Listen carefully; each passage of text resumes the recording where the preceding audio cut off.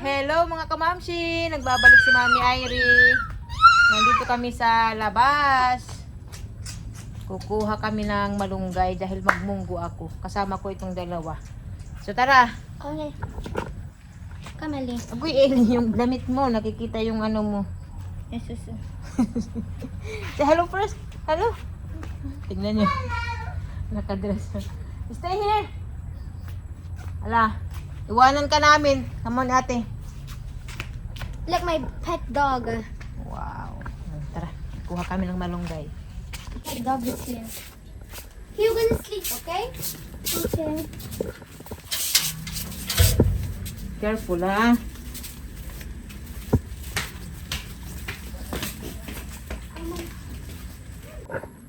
Papa to. Sasakyan nila mama. Where's Papa to? Chine-check nila kung nandyan si Papa to. Yung lolo nila. Ay! Yeah. Guna. Maghanap tayo ng malunggay.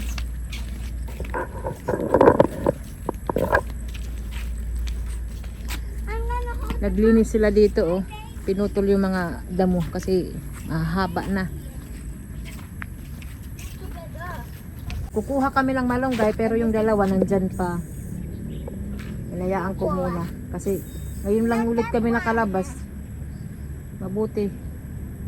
Kalmang panahon ngayon, walang ulan. Pero madilim, oh. Uulan na naman.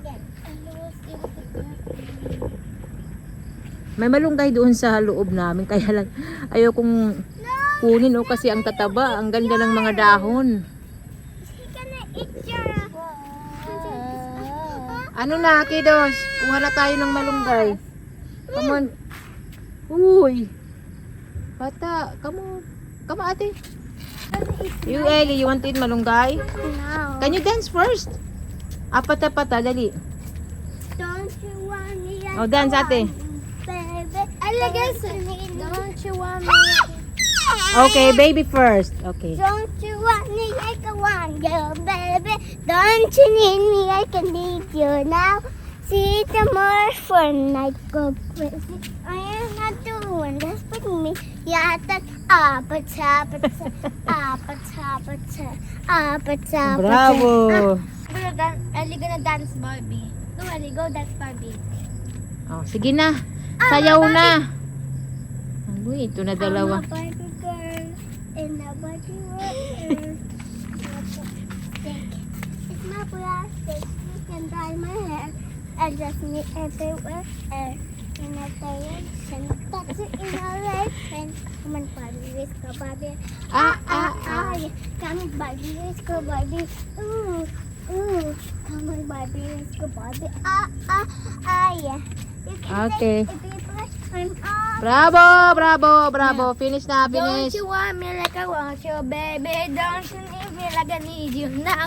See tomorrow like a night for crazy. All you gotta do just meet me at the Bravo, ate.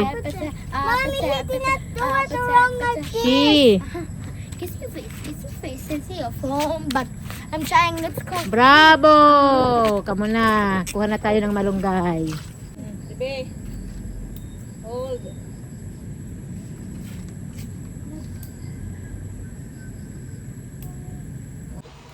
What is the name of these leaves here?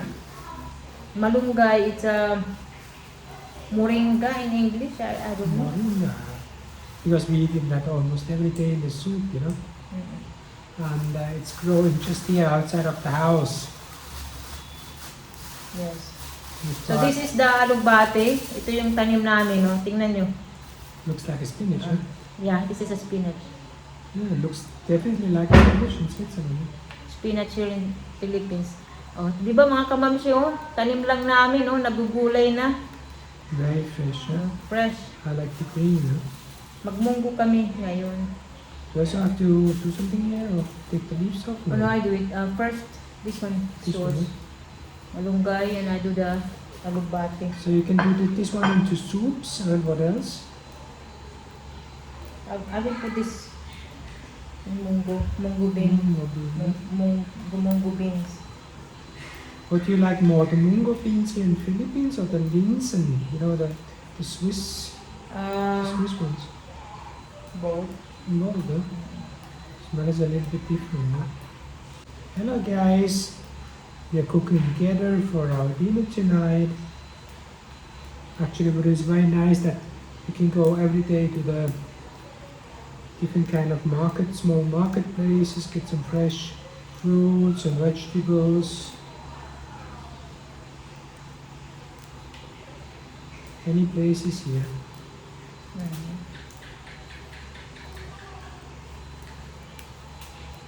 And of course, there's at any corner there's like a fast food like Jollibee, McDonald's, but we are not that one. We are trying to cook every day fresh food for the kids. We only eat in McDo or Jollibee Once a month. once a month, or or it twice a depends month. for the kids only, you know. For the kids, yeah. The kids like it very much. But the kids liked it more in Switzerland because they got some gifties, you know. Yes. But here the McDonald's doesn't have Unlimited here, Huh? no no gifting. gifts for kids, no? The kiddie meal like that. Yeah. In Switzerland they always got a kids meal with a gift. But the prices are very fair in Switzerland, in Philippines. But of course, the kids need to have fresh food every day. Lalagyan ko ng ampalaya, mga kabangso. Mm. I mean, it's not easy for the kids, you know. In Switzerland, they came back at 12, went back to school at 1:30, came back at 3, and here all day long they're out, you know. Yeah. It's a lot. How many times they grow in here?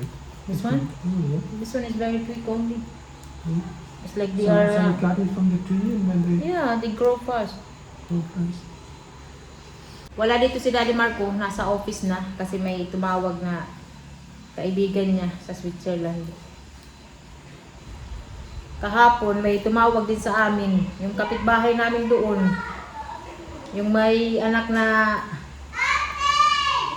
kasing edad ni Ellie, babae rin. Kausap namin. Kausap nila Olivia, video call. Tapos nung kailan ba yun? Nung December. May tumawag din sa amin yung mga kilala namin doon sa Switzerland. Nakakatuwa kasi nga naalala pa rin nila kami, mga kamams ko. Tapos yung kahapon, na yun nga, yung kapitbahay namin, yung bata, yung anak nila na panganay, nagtatanong kay Olivia at saka kay Ellie, saan na raw sila, ganyan. Tapos, pinapabalik na nila kami doon sa Switzerland, mga kamamsi. Sabi nila, bumalik na daw kami kasi namimiss daw kami nung bata, namimiss nila kami, ganyan. Madaling sabihin na bumalik sa Switzerland. Kung marami lang kaming pera, okay sana. Pero mahirap. Mahirap ang buhay sa Switzerland, mga kamamsi, sa totoo lang. Maganda lang pakinggan Switzerland, pero ang hirap talaga ng buhay doon. Kung babalik man kami sa Switzerland, bakasyon. Sa ngayon, bakasyon. Pero yung pagtira ulit, hindi namin alam, mga kamamsi. Kung titira man kami ulit doon sa Switzerland, malalim na rason. Malalim na dahilan talaga.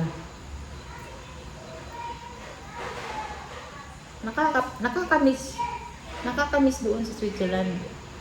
Lalo na yung weather, winter, ayan, yung snow. Si Ellie nga pala yung sabi sa akin, Mami, balik na tayo sa Switzerland, ganyan. Kasi yung laruan ko, nandun, yung kanyang kitchen.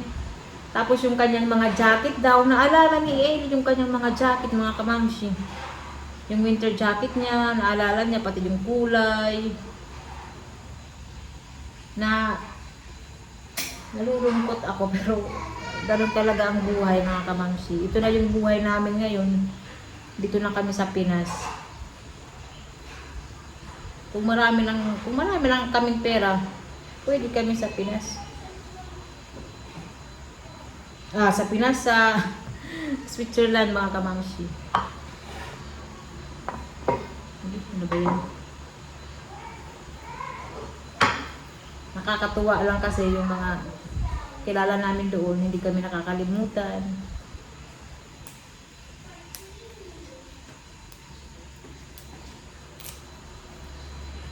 So ito mga kamamsi, ang gulay natin para sa ating munggo. Ito yung ulam namin. Nakakamiss ang munggo. Ito yung nakuha namin kanina na malunggay.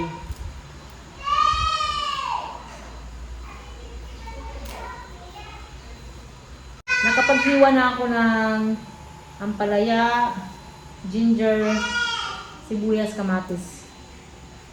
Ngayon ito naman na garlic. Ayan. Dagdagan ko pa yung garlic. Tapos ito yung munggo mga kamamsi. Ayan.